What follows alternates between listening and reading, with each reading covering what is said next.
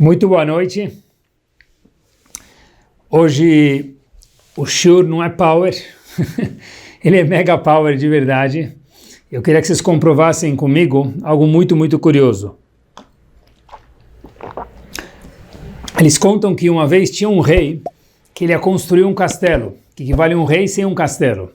O rei ia construir um castelo porque ele queria ficar lembrado. Ele queria ser lembrado para toda a eternidade, esse rei. Então ele procurou alguns ministros responsáveis pelo projeto da construção do castelo e ele tinha que achar um bom arquiteto que faria jus àquele palácio que fosse o palácio mais maravilhoso que pudesse existir na história da humanidade para deixar registrado a marca daquele rei no mundo. Encontraram o arquiteto e pediram para ele, olha, você tem 1 ano, que é o prazo. Única limitação que você tem é o prazo, 1 ano. Então esse arquiteto foi lá e começou a trabalhar no capricho, e diferente de muitas construções, que a gente sabe que a construção, quando falam 1 ano, ela acaba virando 11 anos, mas aqui no caso, essa construção ficou pronta em 11 meses. De repente entraram, olharam, estava algo maravilhoso. E no salão real, onde o rei ia ter todas as suas reuniões especiais, com glamour, tinha 4 paredes. E o rei chamou 4 pintores diferentes, um para cada parede. Um pintor fez de um estilo, o outro, e 3 dos 4 pintores estavam trabalhando dia e noite, pensando no projeto, na ideia, como pintar aquela parede maravilhosa.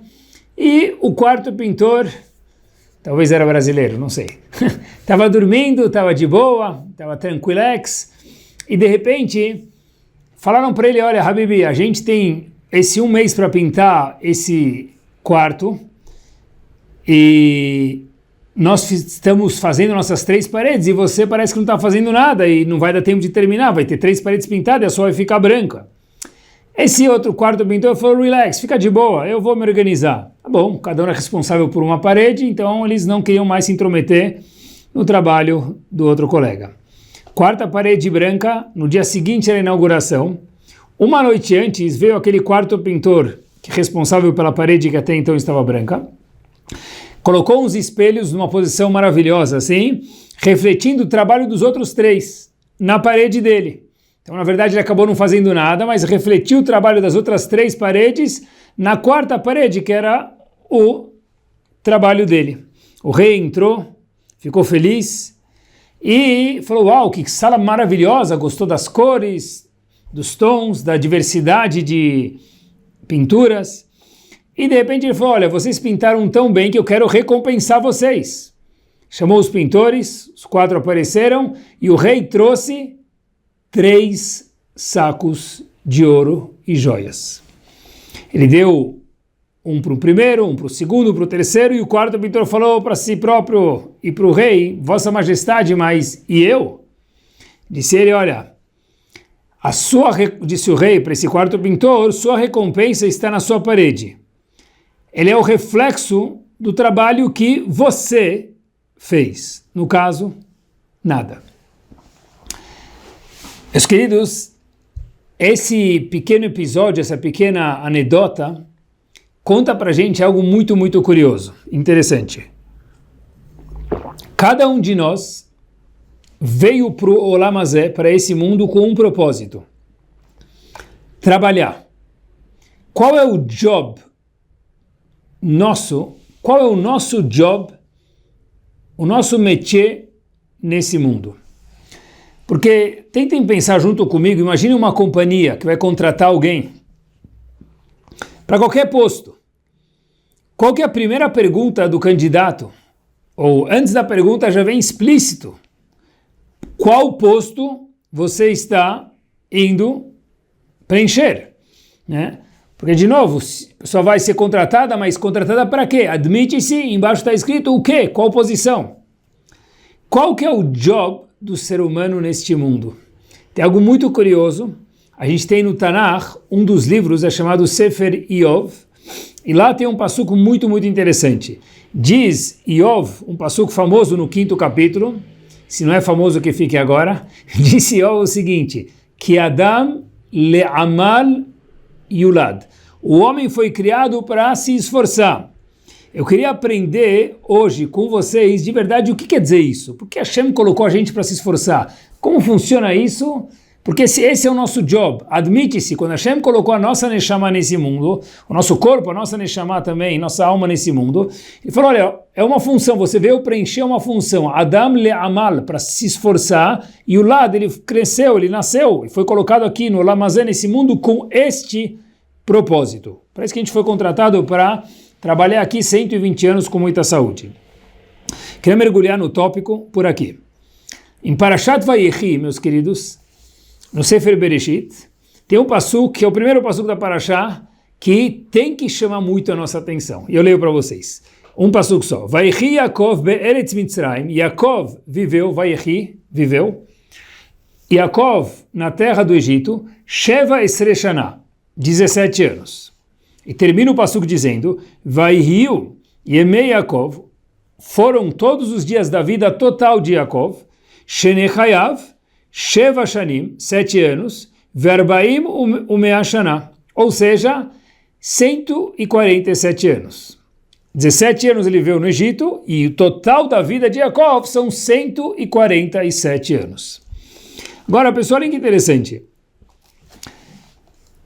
Uma pergunta óbvia que existe é que logo antes de Parashat Vayechi, na Parashat anterior, Vaigash, a Torá conta para a gente que Yaakov tinha 130 anos antes dele descer para o Egito. Então, se ele viveu no Egito 17 anos, não precisa ser, como se fala em árabe, groise chacham, não precisa ser um grande chacham bashi, para saber que ele tinha 130, ele viveu 17 no Egito, agora ele tem 147 anos. Então, por que o passuco fala para a gente, Yaakov viveu no Egito 17 anos, e o total span de vida de Yaakov são 147 anos. Na verdade, não é trigonometria, aquilo não é nada muito profundo, então a Torá não precisava contar isso para a gente. 130 mais 17 dá 147. E tem mais uma pergunta muito curiosa que o Ohr HaChaim HaKadosh faz para a gente, Rav Chaim Ben Atar, nesse passuco também. Diz ele, o passuco fala, Vaichi Yaakov be'eretz Mitzrayim Sheva Esre Shana, ele viveu 17 anos no Egito. Vaihu Yemei Yaakov Shenechayav, foram os dias de Yaakov, anos de vida, 147 anos. Óbvio, se os dias dele perfazem 147, por que o passuco foi redundante falar os dias que ele viveu e os anos de vida foram 147 anos? Falasse só um ou outro, os dias e os anos. Óbvio, são 147 anos de vida o total. Está um pouco redundante, aparentemente. O Ohr HaChaim HaKadosh fala algo show para a gente, que vai deslanchar o tema com a gente aqui. É o seguinte, quando Yaakov nasceu, olha que interessante, pessoal, de uma forma muito sucinta. Junto com Yaakov, irmão gêmeo dele, nasceu Esav, mas Esav era chamado Sitno Shel Yaakov. Satan é o do mal. Yaakov já nasceu com alguém segurando o calcanhar dele, não no berço, não no parto, já dentro da barriga da mãe dele, Esav estava segurando o calcanhar de Yaakov. Adversidade, adrenalina total, desde o começo da vida, até antes da vida, né, de Yaakov. Mas antes de Esav crescer e atrapalhar a vida de Yaakov durante sua adolescência, de repente Esav saiu de cena e parece que a coisa vai ficar mais tranquila. Para que Esav saia de cena, Yaakov teve que fugir para a casa de Lavan. Agora está mais tranquilo. Lavan, familiar de Rivka, mãe de Yaakov, quando vai na casa de um familiar, provavelmente é mais tranquilo. Chega lá, Lavan enganou ele, trocou o contrato financeiro do trabalho dele 100 vezes, está escrito. Lavan, em vez de dar a Rachel, deu Leá, como a gente conhece a história. Então Lavan deixou de ponta cabeça a vida de Yaakov. Ele foi completamente muito chato com Yaakov durante a vida toda, muito desonesto. Agora Yaakov, depois de trabalhar anos por Rachel, pagando mais 7 anos por Leá, trabalhando para fazer algum pouco de sustento monetário para ele próprio, viu que não dava mais. Yaakov fugiu de Esav, morou com Lavan, que foi muito difícil. Agora, terceiro step da vida dele, talvez agora ele pode ir para Ilhas Maldivas, algum lugar, descansar um pouquinho, algum paraíso, tranquilo. De repente, Yaakov começa a sua jornada fugindo de Lavan. O que acontece? Lavan persegue ele. Conversa com Lavan, resolve com Lavan. No caminho, Yaakov teve 12 tribos, 12 filhos e uma filha, Diná. Diná, ela é sequestrada por um homem de um lugar chamado Shechem. Pessoal, era Esav na barriga, Esav na vida, Lavan posteriormente, depois Yaakov passa por um cenário onde Diná era sequestrada. Tenta imaginar, irmã das 12 tribos, ela é sequestrada e seduzida fisicamente. Agora sim, depois de tudo resolvido, Diná resolvida, momento de descansar, mas parece que não. Yaakov tem 12 tribos e uma delas é Yosef. De repente a gente sabe que os irmãos venderam Yosef, meus queridos, e Yosef ficou longe do seu pai muito tempo. E todo esse tempo, Yaakov pensou que Yosef tinha ido embora do mundo. Então, se a gente for ver, Yaakov teve uma vida de aperte os cintos, porque tem uma turbulência, mas a turbulência não era de 5 minutos no voo. O voo quase que total foi de turbulência na vida de Yaakov. Quando que Yaakov teve um pouquinho de tranquilidade? Os últimos 17 anos de sua vida. Ele chega, ele encontra Yosef, vê que Yosef está lá, o povo ganha comida de Yosef, Yosef cuida dos irmãos, Yaakov não se vinga dos irmãos de forma nenhuma, foram 17 anos de tranquilidade. Agora sim, diz Or HaChaim HaKadosh, vem um passuco que ensina pra gente algo power. Vaichi Yaakov, Yaakov viveu de forma tranquila no Egito 17 anos. A vida de Yaakov foram 147, mas os únicos 17 anos que ele teve na sua vida inteira de tranquilidade foram 17 anos. Por isso que o passuco fala que ele viveu 17 anos e 147.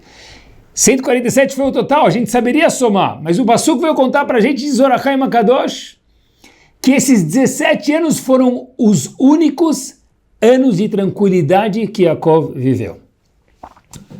130 anos de turbulência e 17 de tranquilidade. Agora, olhem que curioso, aqui termina o Or HaChaim HaKadosh. Quantos psukim nós temos que contam sobre esses 17 anos? 1/3 de um passuco. O passuco fala que Yaakov viveu 17 anos no Egito, depois o total da vida dele foi 147 anos. Quer dizer, não é nem meio passuco que conta os 17 anos dele. Um passão. Quantos psukim nós temos, quantos versos a gente tem que conta os 130 anos de turbulência da vida de Yaakov? Centenas! 17 anos e 1/3 de um passuco. Centenas de psukim pelos outros 130 anos. Não é proporcional. A Torá vem contar para a gente algo magnífico. Que Yaakov só virou Yaakov, o terceiro dos patriarcas, Lesh. Why? Pourquoi? Lama? Por quê? Porque ele teve Esav. Porque ele teve Lavan. Porque ele teve Diná. Porque ele teve Yosef. Por causa dessas 4 grandes turbulências que ele teve na vida dele, ele virou Yaakov. Não pelos 17 anos que ele estava sababa, on the rocks, ala kefak, mabsut no Egito. Esses 17 anos foram anos tranquilos na vida dele. Mas os anos que transformaram Yaakov em Yaakov Avinu foram aqueles 130 anos de turbulência e a reação dele ante essas turbulências, entre essas adversidades que ele teve em sua vida. Aproveitando, no mesmo viés, a gente sabe que Yaakov teve 12 tribos, mas 12 tribos muito diferentes uma das outras em um aspecto em específico.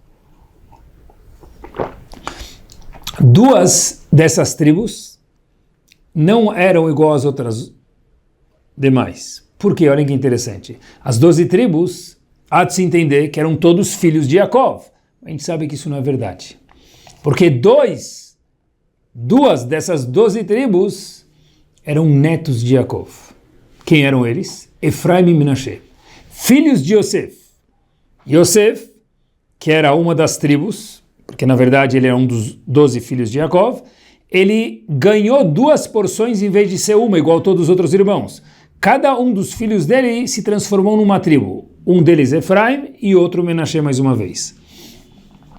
Por quê? Porque o próprio Passu conta pra gente. Veata, diz Yaakov para Yosef, Shne banecha, os seus 2 filhos, Anuladim lecha Mitzrayim, aqueles 2 filhos que nasceram no Egito, vão ser para mim 2 tribos igual Reuven e Shimon foram 2 tribos. Por quê?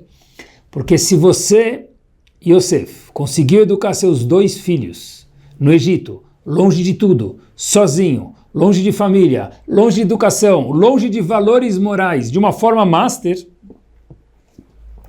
esse esforço, essa turbulência gerou 2 novos avós, que apesar de não serem filhos, são netos, subiram a categoria de avó. Por quê, pessoal? Porque é o mesmo princípio. A turbulência ela é chata, mas ela gera o potencial. Quando a gente tem uma hidrelétrica, aquelas turbinas para movimentar, elas vão fazer muita força quando a água cai. Esforço demais, mas o esforço gera luz, gera energia, produz luminosidade. Yaakov só virou Yaakov devido às turbulências. Essas 2 tribos só viraram 2 tribos, apesar de serem netos e não filhos, porque eles cresceram num lugar difícil, num lugar espinho, num lugar que tinha cactos e não rosas, que era o Egito, que a Torá conta pra gente que era um dos lugares mais imorais que havia no mundo. Mais não, o mais imoral que havia no mundo de valores. Um passo adiante, quando a gente tem adversidades, na verdade eu ia falar chatices na vida, mas eu logo me consertei com adversidades, a gente sempre pensa uma coisa, mas se nós formos faradim, a gente está acostumado com isso, capará. A pessoa tem alguma adversidade na vida e fala capará. Tá bom. Ou gamzu letová, se ele for muito tzadik, que é bom. Mas eu queria aprender hoje com vocês que a gente às vezes sem querer esquece que tem um conceito chamado emuná, confiança em Hashem, e quando chega nesse assunto, nesse capítulo de adversidades, por qualquer razão esse conceito de emuná, de confiança em Hashem, ele fica um pouco nublado, a gente esquece dele. A que eu me refiro? É o seguinte, cada dificuldade que nós temos em nossa vida, pessoal, prestem atenção no que eu vou falar agora. Besiata Dishmaya. É a única forma custom made para nos mostrar o caminho, o nosso job nesse mundo. Adam le'amal yulad. Cada um veio para se esforçar aqui. Esse é o nosso job. Mas puxa, hoje estava um pouco mais difícil o meu dia. A gente veio para isso. Agora, qual que é o nosso caminho pessoal a cada um de nós? Como a gente sabe? Conforme as adversidades, os obstáculos que Hashem coloca na nossa vida. Não é capará, não é gamzu letová, é muito mais do que isso. É a única forma que existe para a pessoa poder desenvolver a luminosidade, o potencial que ela tem, são essas adversidades. Emuná de verdade, meus queridos, é entender que, apesar que a gente não procura testes, certeza, mas emuná de verdade é entender que quando aparece uma adversidade, ou se aparece nos nossos dias, nas nossas vidas, aquilo é o aparelho de musculação para os nossos músculos serem desenvolvidos. Quando a gente tem um desafio em casa, quando a gente tem um desafio no trabalho, na comunidade, a nível pessoal, aqui mora o segredo do sucesso. Isso mesmo. A gente não procura desafios, é proibido, óbvio, procurar adversidade, se colocar, pular no mar com jacarés, ver se a pessoa vai conseguir atravessar. Claro que não. Mas, olhem que interessante, uma vez que Hashem nos manda, e por isso que cada um tem um desafio diferente, porque essa é a fórmula única para o nosso crescimento, é isso que transformou Yaakov em Yaakov Avinu. Os 17 anos não fizeram ele. Foram 130 anos de uma turbulência atrás da outra que Hashem mandou para ele. Avram Avinu se transformou com 10 testes? Não, foram 10 oportunidades de crescimento. Porque se Avram Avinu tivesse visto isso como 10, me permitam, incômodos na sua vida, ele teria talvez fugido de um, de outro, mas nunca teria sido Avram Avinu. Se, talvez no exemplo, quando veio a onda, e Avram Avinu falou, essa onda é muito grande, então Avram Avinu, o que ele fez? Com respeito, aprendeu a surfar aquela onda do jeito que a Kadosh Baruch Hu queria. Aquilo transformou ele no surfista mor, com respeito mais uma vez, só para a gente poder exemplificar. Se Avram Avinu tivesse abaixado, saído correndo da praia, ficasse longe, seria mais um Abrão no mundo, não seria Avram Avinu nunca.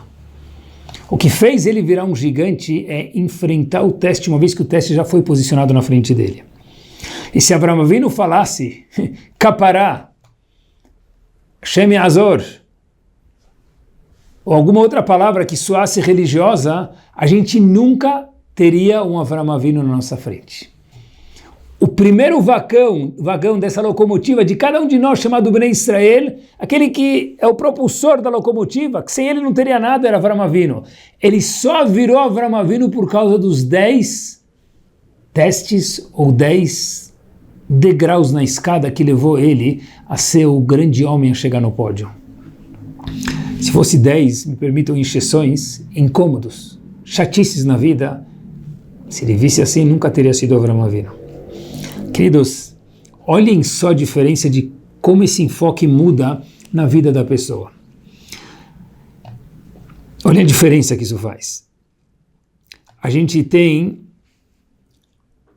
sempre que a gente tem alguma adversidade na nossa vida, o normal do ser humano é procurar a forma mais tranquila, mais suave de sair dela. É o Tilenol. A pessoa está com dor de cabeça, ele toma um Tilenol. Óbvio que, tomara que não tenha, mas se tiver, conseguir resolver sim, mas às vezes a dor de cabeça volta e o Tilenol não é o que salva. É procurar a causa. E por que está lá? O porquê está é para que a pessoa possa crescer. É o seguinte, tentem pensar um momento. Às vezes a pessoa vai, ele pede ajuda para alguém, pode sempre pedir ajuda, pode ser para o mentor dele, pode ser para o psicólogo dele, quem for. Que seja uma pessoa com valores corretos, e a pessoa às vezes se questiona, isso é muito importante, especialmente na nossa geração, por que meus pais são assim? Ou meu pai, ou minha mãe, ou os dois? Por que minha situação em casa é X? Por que meus funcionários são assim? Por que meu sócio é assim? Por que meu boss é assim? Pessoal, são exemplos que vão tocar a gente em algum momento. Porque eu moro numa cidade que é muito religiosa ou pouco, ou gostaria que tivesse mais, ou gostaria que tivesse menos, ou o que fosse.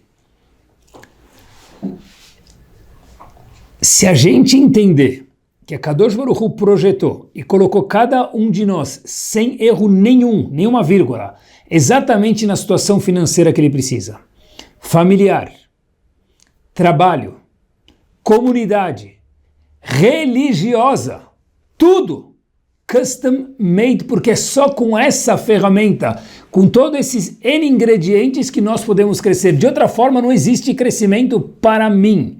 Por isso que eu estou aqui, ele está lá e ela está lá, porque cada um precisa de uma ferramenta distinta para crescer.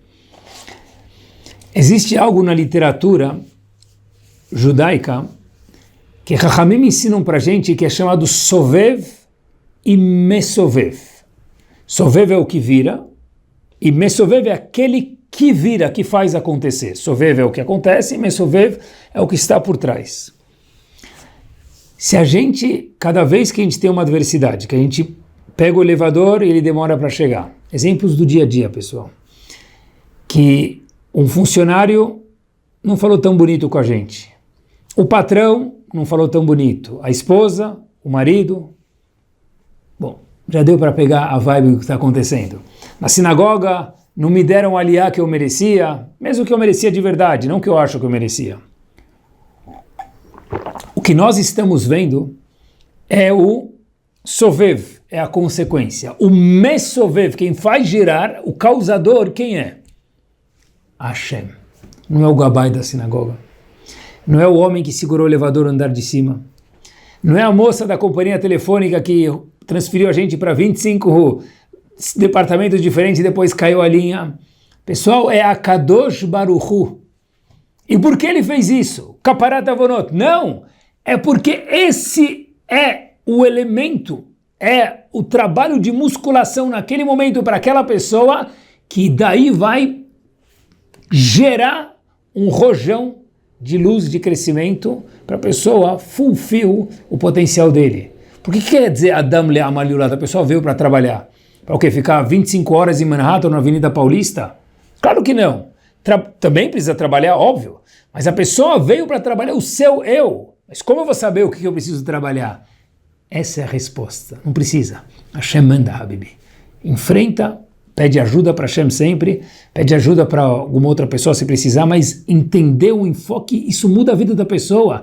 Que cada coisa que acontece na nossa frente não é um teste, é um trampolim para subir para o degrau acima. Filhos, esposa, financeiro, religioso, tudo.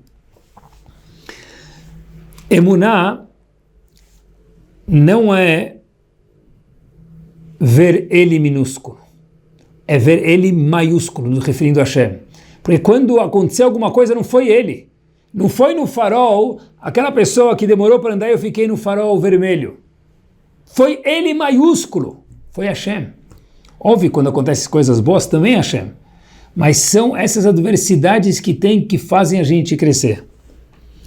Rav Hirsch, no seu comentário, diz algo maravilhoso. Ele fala o seguinte, que o nosso sucesso, pessoal, escutem com carinho essas palavras, depende exclusivamente dos nossos testes. Óbvio que passar os testes depende de Siata Dishmai de Hashem e a pessoa tem o enfoque correto.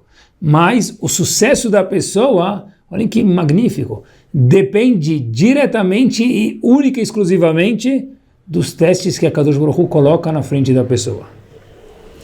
Quer dizer, fazer Avodat Hashem conclui-se, pessoal, olhem que deep, de uma forma muito simples, mas olhem que deep, olhem que interessante. Fazer Avodat Hashem não é fazer o que eu quero, o que eu imagino que Hashem quer. Tal mitzvah. Óbvio que sem as mitzvot não existe Avodat Hashem. Mas fazer Avodat Hashem, de verdade, é fazer o que ele maiúsculo quer. Não do jeito que a gente quer muitas vezes. Porque se for do jeito que eu quero, é minha Avodah. Do jeito que ele quer, Avodat Hashem do jeito que ele quer. Poxa, eu saí cedo para ir para a sinagoga, peguei trânsito. Hashem falou, eu quero ver como você vai reagir. Agora Avodat Hashem é ver como a pessoa vai reagir. Não é chegar cedo no minyan. Porque se a pessoa saiu na hora para chegar cedo e não conseguiu, é porque Hashem tem outra agenda naquele momento. É outra vida, é outra tranquilidade e é outro ser, homem ou mulher, que brota dentro desses testes. Quando alguém nos fala oi, quando alguém deixa de nos falar oi, quando a gente vai numa festa e a pessoa fica um pouquinho de lado, que não é legal, muito chato, ou a pessoa é mais bem recebida, you name it, o que nós vemos é a pessoa. Esse é o Sovev. O Mesovev é Hashem. Emuná de verdade é olhar a mão que está por trás daquilo. Quando a pessoa tem algum percalço financeiro, não foi o cliente que não pagou. Tomara que não aconteça. E a pessoa não se coloca em testes e não faz nada muito agressivo, porque senão a pessoa está sendo irresponsável. Mas depois que a pessoa foi responsável e aconteceu, é a Kadosh Baruch Hu, não é a pessoa. Não é ele, é a Kadosh Baruch Hu. Ah, mas então eu não posso cobrar a pessoa? Claro, tem leis no Bedin, pode cobrar. Mas eu não vou colocar minhas emoções, ranger meus dentes contra a pessoa. Eu vou cobrar o dinheiro que a pessoa me deve. Às vezes ele não vai pagar. Às vezes vai resolver com 30%, 70%. Não foi a pessoa, é Hashem. Óbvio que a pessoa que causou isso não é um tzadik, certeza. Mas as minhas energias, as nossas energias têm que estar colocadas puxa vida, deixa eu pensar o que Hashem quer de mim nesse momento. Que luz eu posso tirar daqui? E não como eu posso pensar em amaldiçoar, porque na verdade, deep down, se a gente olhar de forma objetiva, eu sei que não é fácil, a gente precisa aprender, às vezes isso, eu estou falando comigo mesmo, é a pessoa entender que tem sovev e mesovev. O que nós vemos é o fulano, é a fulana. O causador de tudo lá atrás não é ele, não é ela, é a marionete. Quem está mexendo os marionetes é Hashem. Tanto para coisas de desafios, quanto, óbvio, coisas maravilhosas também, que a gente tenha um monte de coisas maravilhosas na vida. A Kadosh Baruch Hu está colocando a gente na esteira para correr. Ele que regula a nossa velocidade, 8 por hora, 9 por hora, 11 por hora, 5 por hora. Hashem que regula isso. Na vida tem uma esteira da vida. Na academia a gente tem uma academia da vida. Na academia a gente vai lá e a gente faz. Uma pessoa que consegue carregar 4 bloquinhos de peso, que são 20 quilos, ele carrega 5, ele está perdendo tempo. Hashem coloca para cada pessoa o bloquinho de pesos que a pessoa é capaz de carregar. E sem aqueles bloquinhos, o músculo que Hashem espera que a gente possa desenvolver para ser o ser completo que nós temos o potencial, a gente não consegue sem aquela academia. Uma academia diferente, que a gente não está acostumado, mas é a academia da vida. A gente paga para ter adrenalina. Pular de paraquedas. Outro dia um aluno me contou que ele subiu no avião, foi até Boituva, subiu no avião, aqueles aviões motor de, parece que tem 2 ventiladores lá, abre a porta e sartén, pula. 45 segundos de queda livre. E depois, Yaret, o paraquedas abre e a gente paga para isso, a gente gosta. A pessoa paga para o personal trainer para se esforçar. Hashem dá para a gente o personal trainer que a gente precisa em nossas vidas para que a gente possa chegar. Não é capará, pessoal, é só assim que a pessoa vai crescer. É isso que a pessoa precisa. Não é o patrão, não é o funcionário, não é o elevador, não é o sócio, não é o cônjuge, é Hashem. Às vezes, quando tem um diálogo entre marido e mulher, está tudo tranquilo, de repente a esposa ou o marido fala alguma coisa assim, fora do teor da conversa, que de repente o outro nem entende o porquê. Dizem Chachamim para a gente, não é ele, não é ela, é Hashem. É Hashem. Fato é que a conversa estava indo tranquila e de repente, puf, deu aquela pulada, é Hashem, não é ele nem ela. Eles até contam que, entre parênteses, que no casamento tem 2 ingredientes, beleza e paciência. Para o casamento dá certo. Se der certo, beleza. Se não, paciência. Na verdade, o que é isso, pessoal? Sempre dá certo. É Hashem. Não é se der certo, senão é Hashem. Hashem dá para cada um o que ele precisa para poder crescer. Óbvio que a gente pode fazer tefilá para a pessoa ir para frente. Olha que interessante, contam até, na verdade aqui é uma coisa verdadeira, mas muito, muito curiosa, que tinha um casal, que o marido, no caso era o marido, podia ser do outro jeito, mas a história aconteceu assim. O marido tinha uma esposa, e a esposa era muito, muito, muito ao cubo difícil. Ele tentava agradar sim, nunca estava bom, e tentava fazer assado, o presente não era esse que ela queria, e quando não dava, porque não deu, e quando deu, é porque não deu. Então, não faltam exemplos, era uma coisa muito chata. Esse aluno foi para o Arizal, 1500, o grande mestre, Torá revelada e não revelada, e muito mais do que isso, e o Arizal falou para ele, olha, o seu tikkun, é o que a gente está falando hoje à noite, o seu tikkun é essa mulher via essas adversidades, esse é o seu amal no mundo, é para isso que a Hashem te colocou aqui.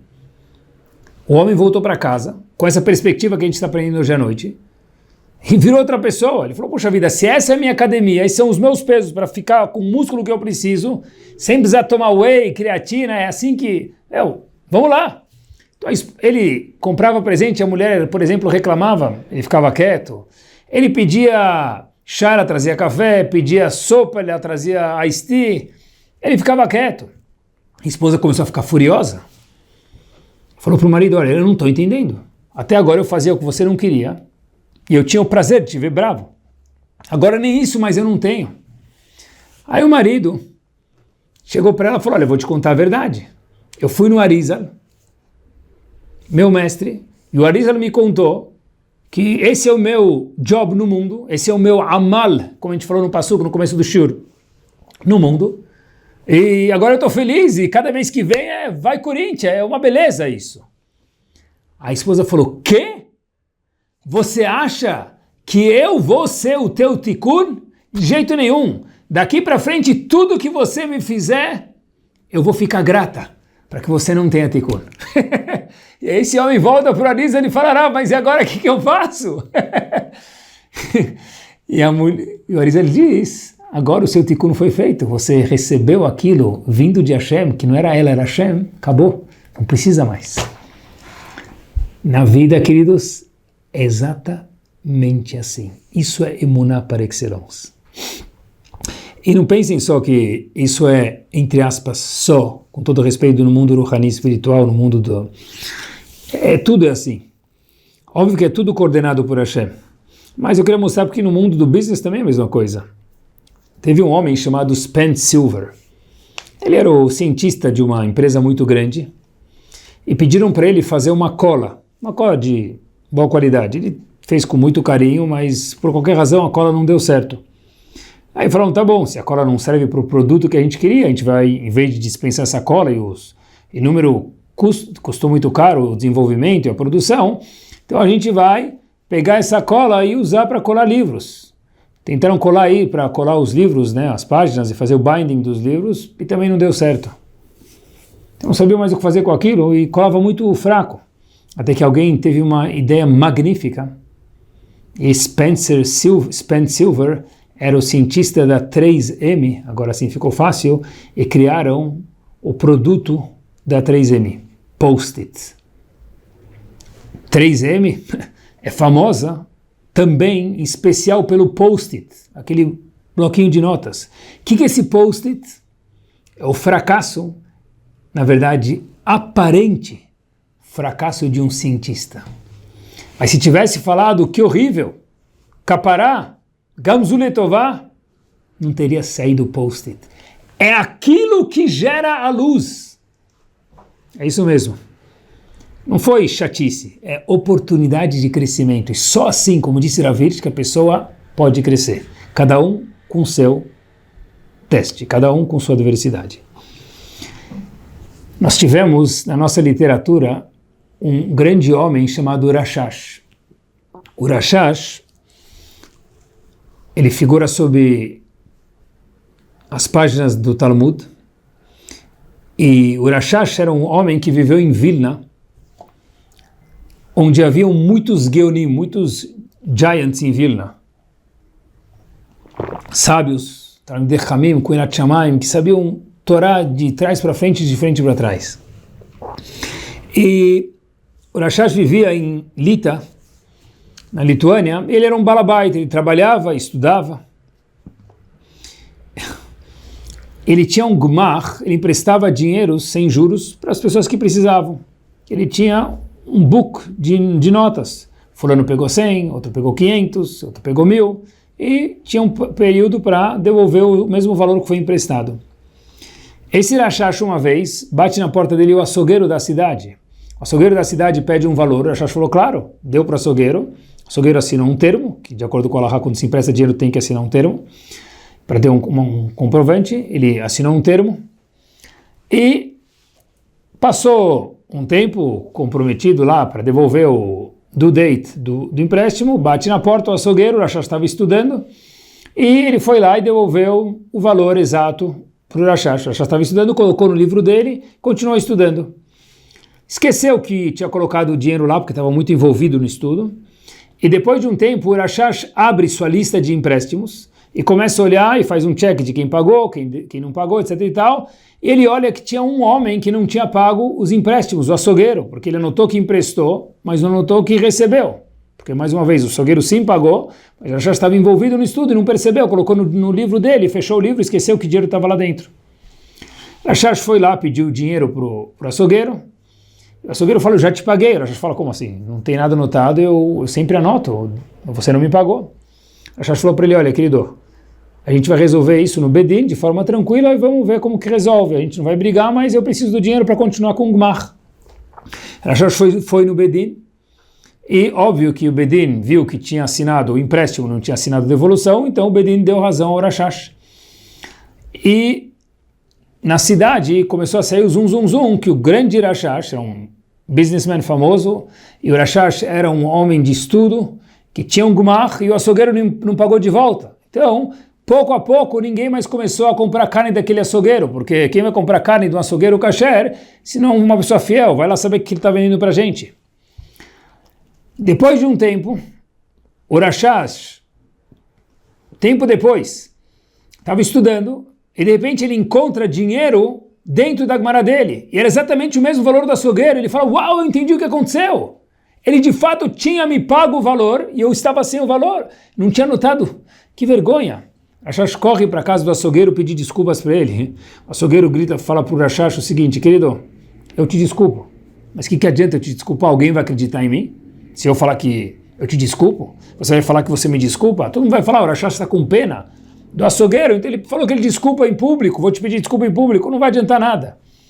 Já perdi meu emprego, já não consigo vender mais nada, já ninguém quer casar com os meus filhos, e a reputação foi literalmente por tubo. O que adianta se me pedir desculpas em público? Vamos falar, o grande Rashash é um homem nobre, ele foi tzadik, mesmo que não precisava, e eu nunca devolvi nada, ele deve estar fingindo. O Rashash ficou pensando muito e falou, esse homem tem razão. O Rashash voltou para casa e falou o seguinte, eu tenho uma filha e você tem um filho. Tive uma ideia. Se eu casar a minha filha com o seu filho, vai ficar claro que eu que errei. Que tal? O açougueiro não acreditou. Casar o filho dele com a filha do Rashash? Falou sim. Saíram, casaram, mas ainda o resto não é história.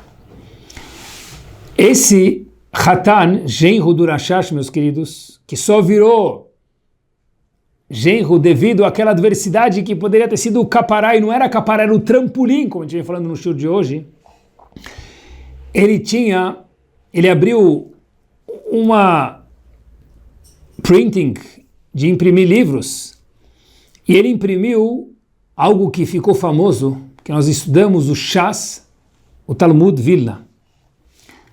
E prestem atenção, não é por acaso.